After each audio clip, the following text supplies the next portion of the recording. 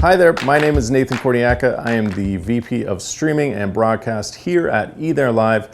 We're the streaming and broadcast division of Soundbox Productions. Today, I'm going to be answering some questions about virtual events and planning. What actually is a streaming event?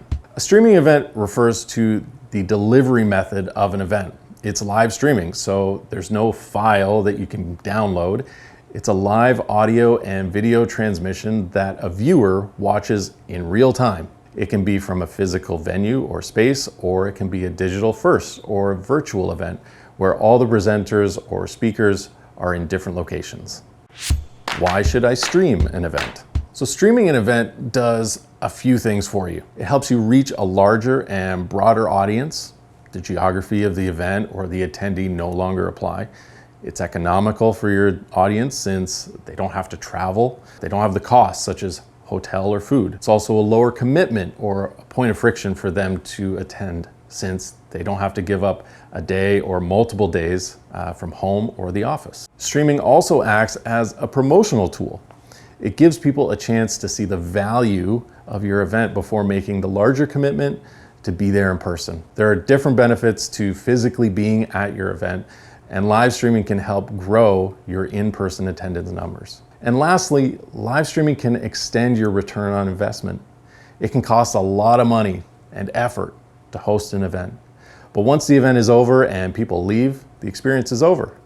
If you're streaming, not only have you engaged a broader audience, but those recordings are content that you can clip and share on social media, use to promote next year's event, or viewers and attendees can re-watch the event or parts of the event on demand. This means you're investing in 365 days, not just one or two.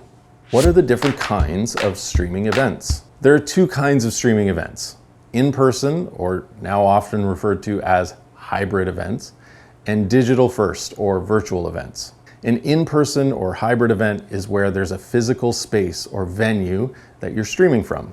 This is really great for events whose big objective is networking or relationships. A virtual event or digital first event has no physical space that everyone gathers at, so it's very easy for people to attend and therefore can have higher and broader engagement. These types of events are great for informational events or Q&A type events. We're actually seeing a number of events that will not return to in-person because their reach and engagement are so much higher with a digital format.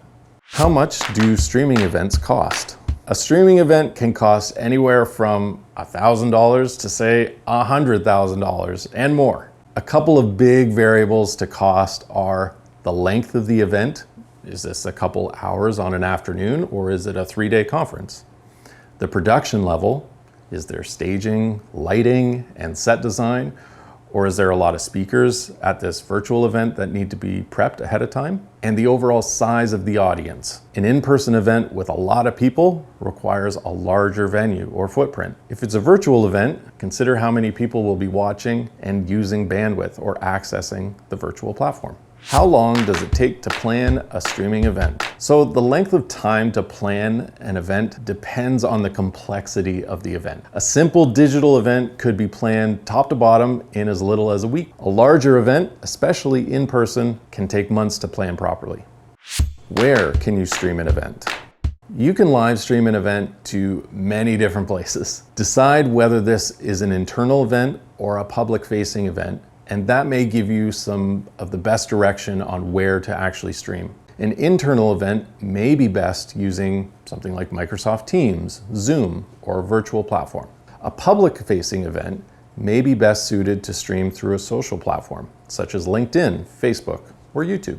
What is the typical process for planning a virtual event? So we break the process of planning a virtual event down to 4 stages: discovery, a rough idea of what the event might entail, what it might look like, and some of the moving pieces and technology involved. Pre-production, preparing speakers, graphics, and other content or assets, programming technology on the platform in preparation for event day.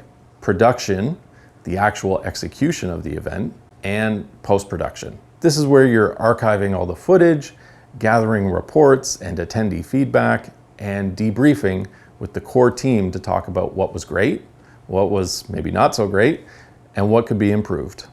Can I have music in my streaming event? Yes, you can have music during your live stream. Now, the music you play will depend on where you are streaming. Many social media platforms may mute or shut down your live stream if you play licensed music, like Shake Your Booty. Casey in the Sunshine Band. How can I keep my streaming audience engaged? Keeping an audience engaged is hard. Studies show you have about 10 minutes with an audience before their attention can start to wander, especially if you have slides. You can counter this with soft breaks. Every 10 minutes or so, videos, audience involvement, Q&A, or introducing a second guest for a short time. If you do have slides, they should complement what you're saying, not just say what you're saying. What kind of input do we have over the look of the show? You can have total control over the look of your live stream event, from the graphics to the layouts. Get creative. Your production partner will help you understand what is needed to execute those ideas while making sure it can be done properly and well. Well, this was fun. I enjoyed answering your questions. If you have any other questions, feel free to leave a comment below, and thanks for watching.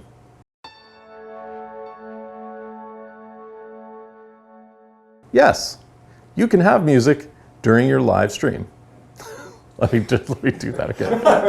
Yes. I am going to say yes, because that was my favorite part of that guy, was like, yes, you can.